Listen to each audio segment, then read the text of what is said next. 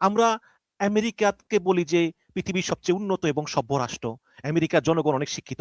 সেই আমেরিকা ২বার এই ট্রাম্পের মতো লোককে তারা রাষ্ট্রপতি করল। এখন গতকালকে একটি একটি ভোটাভুটি হয়েছে। আপনি জানেন যে আমেরিকাতে পার্লামেন্ট ২ কক্ষ বিশিষ্ট, House of Senate, House of Representative. House of সিনেটে ১০০ সিনেটর আছে। তার ভিতরে ভালো সিনেটরও আছে, আবার লিন্ডসে গ্রাহামের মতো বাজে সিনেটরও আছে।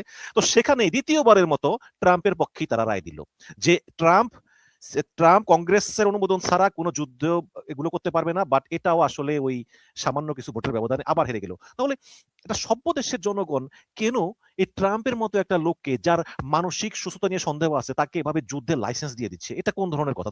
তাহলে এটা এটা কি মানে কি হলো এটা? এটা শোনেন, আমেরিকার লোকরা সভ্য, আপনার এটা কে বলছে? আমেরিকার কয়টা লোক উচ্চ শিক্ষিত? এগুলো স্ট্যান্ডার্ড 11 ক্লাস পর্যন্ত পড়ে আর চাকরি করে খায় দেয়।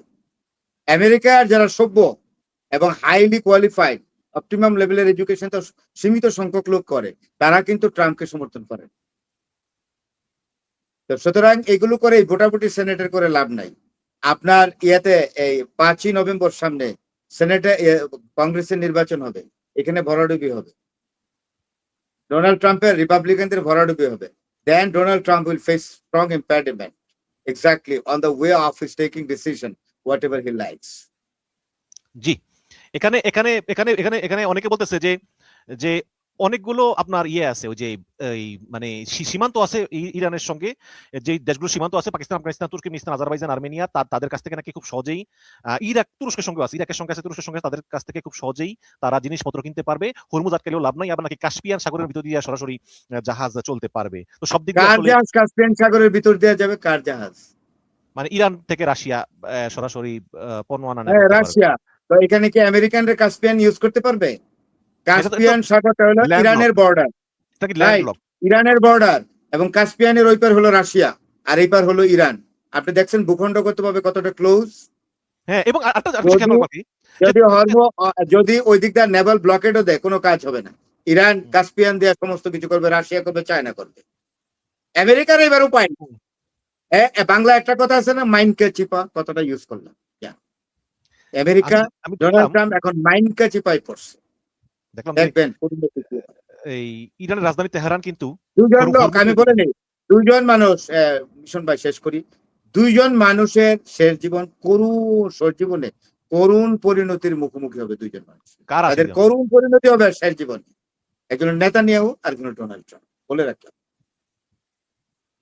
দেখা যাক আপনার ভবিষ্যৎবাণী কি হয়।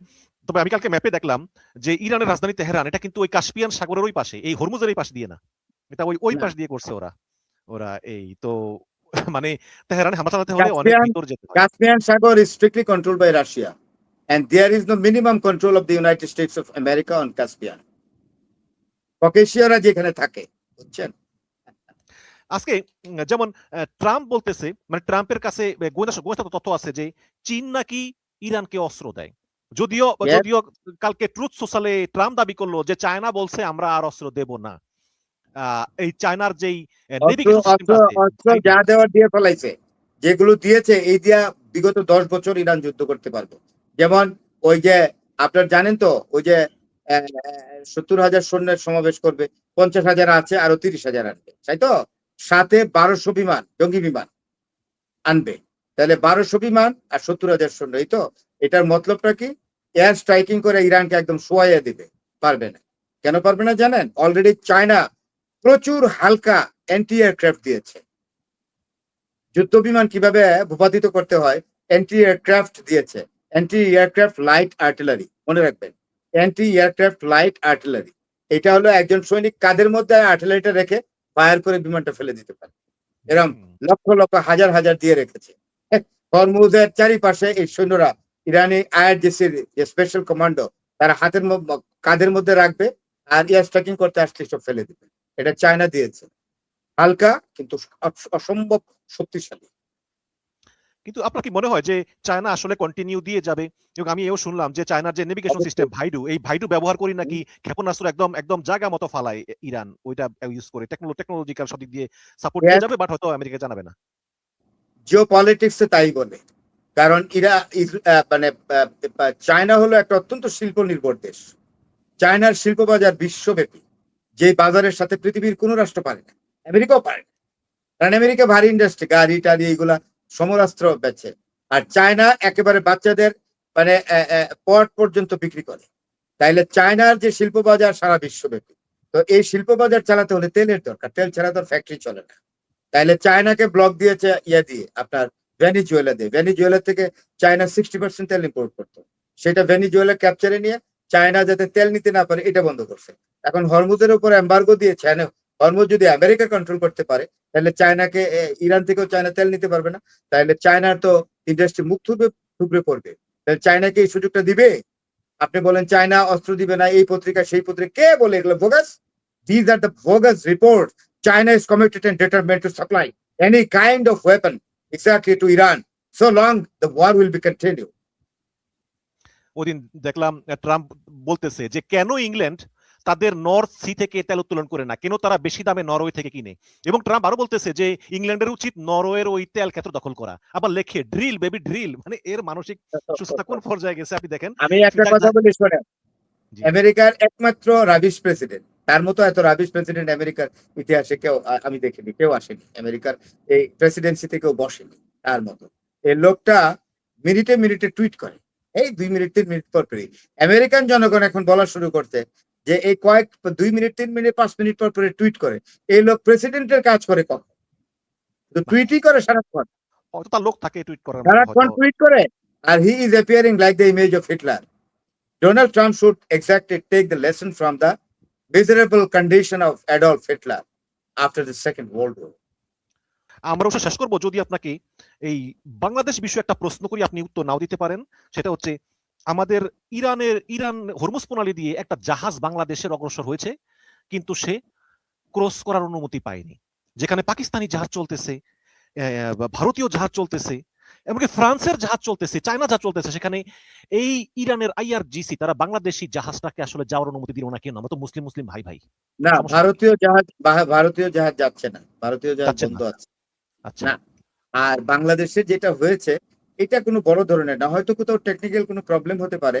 তো সবচেয়ে বড় কথা হলো বাংলাদেশের প্রতি ইরান, শোনেন, ইরান অনেক বড় মাপের একটা জাতি, এদের কলিজা অনেক বড়, এদের বুকের পাটা অনেক বড়, এরা অনেক উদার, বড় মনে। তো বাংলাদেশকে ইরান সবসময় ভ্রাতৃপ্রতিম দেশ মনে করে।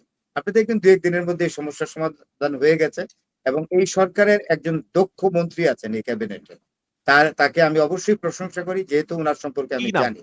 কি নাম তিনি ওনার? হলেন পররাষ্ট্রমন্ত্রী জনাব Khalilur Rahman, doctor Khalilur Rahman. He is an articulate diplomat, very deep experience in diplomacy. Khalil ভাইয়ের উপরে আমার অনেক আস্থা। খলিল ভাই can do many things undo. কিন্তু সেক্ষেত্রে একটা প্রশ্ন আমার থেকেই যায়, মানে প্রশ্নের উপর প্রশ্ন আসে আপনার কথার পরিপ্রেক্ষিতে। আচ্ছা, এখানে প্রথম আমেরিকা আক্রমণ করছে ইরানকে, এটা তো সত্য। তারপর প্রতিশোধ নেওয়ার জন্য ইরান আক্রমণ করছে গালফ কান্ট্রিগুলোতে। তাহলে খলিলুর রহমান এখন আমি আই আন্ডারস্ট্যান্ড দ্যাট যে আমাদের বড় ব্যবসা বাণিজ্য আছে গালফ কান্ট্রিগুলোর সঙ্গে এবং আমেরিকার সঙ্গে, ইরানের সঙ্গে আমাদের তেমন কোনো ব্যবসা বাণিজ্য নাই। এই কারণে কি আপনার মনে হয় না যে চুপ করে থাকাটাই বেটার ছিল? কিন্তু বাংলাদেশের পররাষ্ট্র মন্ত্রণালয়ের যে উল্টা বিবৃতি যে আমরা মধ্যপ্রাচ্যের দেশগুলোতে ইরানের আক্রমণের তীব্র নিন্দা জানাই, এই স্টেটমেন্ট দেওয়াটাই কি কাল হয়ে দাঁড়ালো? না, মোটেও না। এটা পলিটিক্যাল গ্রাউন্ড স্ট্যান্ড পয়েন্ট থেকে দিতেই পারে। এতে ইরান কিন্তু খুব একটা মানে যেটাকে রেজেন্টমেন্ট হিসেবে নিয়েছে। ইরানের রাষ্ট্রদূত বলতেছে যে আমরা বাংলাদেশের উপর হতাশ, এই কয়দিন আগে বলছে, একদম সাংবাদিক এটা বলতেছে। শোনেন, আমি একটা কথা বলি, আর বাংলাদেশ সম্পর্কে আমি যাচ্ছি না, ডিপ্লোমেসির শেষ কথা বলে কিছু নাই। আপনি কি মনে করেন না একদিন আমেরিকা ও হরমুজ দিয়ে পারমিশন পাবে এবং আমেরিকার সাথে ইরানের আবার চুক্তি হবে এই যুদ্ধের পরেই? So there is no last word in diplomacy. We have a very good relation with Iran and with Gulf countries. আমরা মুসলমান, তো একটা টান আছে না, কি বলেন? আর ইরানিরা অনেক বড় মাপের, আমরা ইরানিদেরকে খুব ভালোবাসি, ইরানিরাও আমাদেরকে ভালোবাসে। এটা কোনো major problem. I think that Dr. Khalilur Rahman has every capacity to patch up this matter to bring a very wonderful solution. জি, আমরাও সে আশা করতে চাই, এবং আমরা অবাক হব না যদি কোনো একদিন আমেরিকা এবং ইরান খুব ভালো একটা বন্ধুই হয়ে যায়। এই মানে ভূরাজনীতিতে বা বাংলাদেশের রাজনীতিতে কোথাও শেষ কথা বলতে কিছু নেই, তবে আমরা আজকের অনুষ্ঠান শেষ করব এই কনক্লুশন টেনে যে এখানে আসলে অলরেডি আমেরিকার পরাজয় হয়ে গিয়েছে। এখন আনুষ্ঠানিকভাবে সম্মান নিয়ে কিভাবে ট্রাম্প বেরিয়ে আসবে এখন সেটারই প্রসেস এখন চলতেছে বিভিন্ন আলোচনার মাধ্যমে, এবং এর মধ্যস্থতা করতেছেন পাকিস্তানের সেনাপ্রধান আসিম মুনির এবং পাকিস্তানের প্রধানমন্ত্রী, যে কিভাবে ট্রাম্পকে একটা সম্মানজনকভাবে বিদায় হ্যাঁ, করা যায়। পাকিস্তানকে সর্বশেষ পাকিস্তানকে আমি একটা ধন্যবাদ দিব। পাকিস্তান অনেক করছে। Pakistan has been doing a lot exactly to bring the two teams in the peace struggle in order to create a perpetual solution to this problem. Thank you very much and good night. অনেক অনেক ধন্যবাদ অধ্যাপক ফরাদ হোসেন, এবং যারা দেখেছেন তাদেরকে অনেক ধন্যবাদ। ভালো থাকুন, সুস্থ থাকুন। আল্লাহ হাফেজ। আসসালামু আলাইকুম। Salaam alaikum.